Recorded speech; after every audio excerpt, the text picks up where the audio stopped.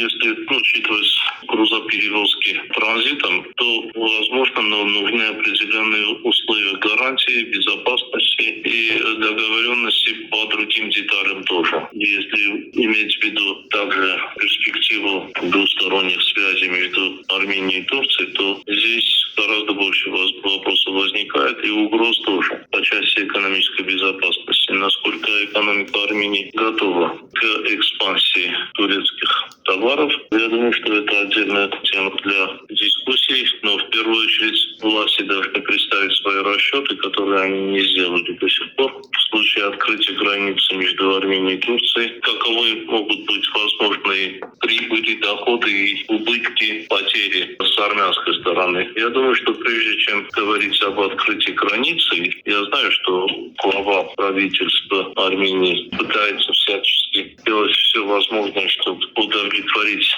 требования турецкой и азербайджанской сторон, но в первую очередь мы должны учитывать интересы, национальные интересы экономики Армении.